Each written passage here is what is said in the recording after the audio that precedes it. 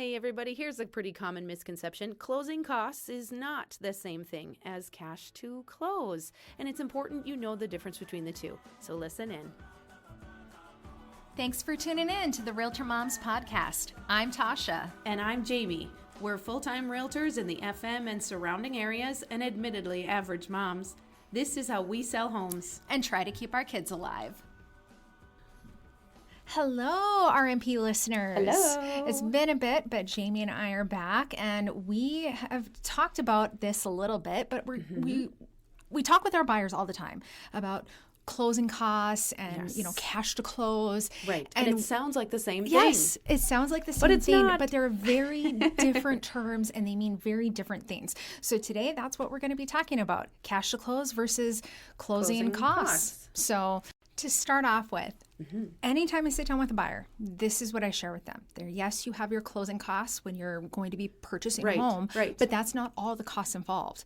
And so when I tell people cash to close, that's all of the costs involved for you to close on a home. Basically what they can expect to show up with a check or a wire transfer or whatnot on closing day. What it's going to cost on closing day, the final.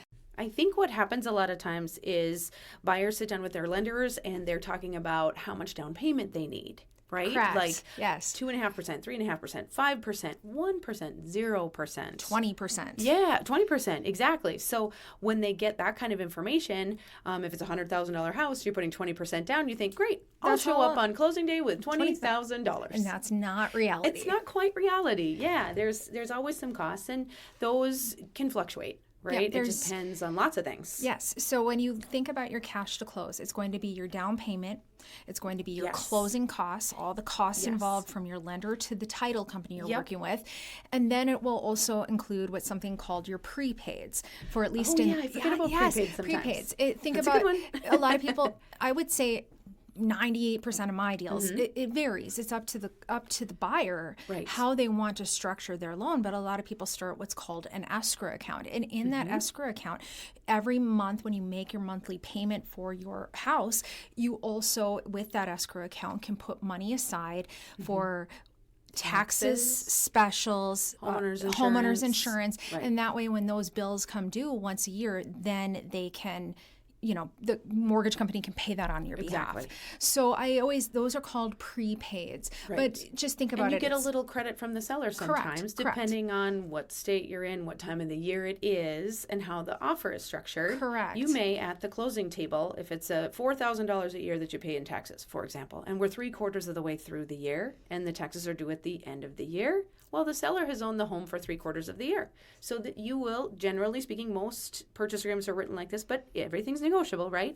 You will most likely be receiving a credit from the seller on closing that will go into that escrow account to account for 3/4 of the year worth of taxes. These are just real rough numbers. But keep in mind, this is sometimes called a proration. Yes. Proration for taxes and specials. Proration meaning the seller pays for the time of the year that they own their home, and the buyer pays for the time frame that they own the home within the year. Right. So that comes up often. But so the other thing we talk about when we're discussing cash to close is take it back to the day you write the offer, or real close to the day you write the offer. Oftentimes it's accompanied by an agreement for earnest money.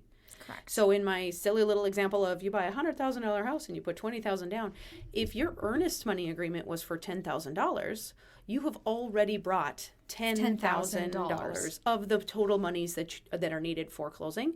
And so that gets accounted for too in your cash required to close. Basically a credit to you of the money you've already put into this purchase. Correct. So Tasha, how do we help our clients account for some of these numbers before closing day? We don't want to surprise them. So we have a process. What Jamie and I tend to do, which any realtor should be doing, is working so closely with the mortgage lender and with the title company that we're coming up with very good estimates. So that way you can be prepared for what those final numbers are going to look like at the time of closing. Exactly. And sometimes you can get some pretty good estimates just based on a synopsis or a scenario, right? Like an estimate of how much house you're going to buy. Well, a lot of times your lender, way up front, before you've even chosen a home, can do a fee worksheet for you. Correct. And it's, again, an estimate, but it'll help you know what to expect so that you don't get over your head. Correct. When that time does come. Yeah, and those fee estimates, and many times they should both include not just your cash to close, but they will also include what your monthly payment will look like. Yeah, yep. And information about your interest rate. Correct. And all of that. And a breakdown, how much money is going to be put into that escrow account that Tasha was talking about a minute ago.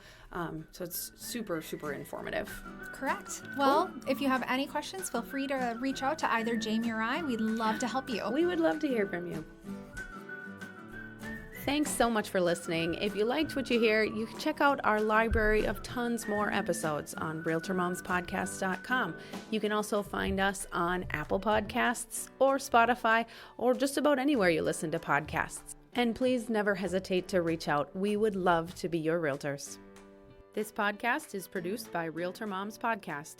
Jamie R. Swenson, Park Company Realtors, 4170 41st Avenue South, Fargo, North Dakota. And Tasha Barrett with Real, 3961 4th Street East, West Fargo, North Dakota, 58078.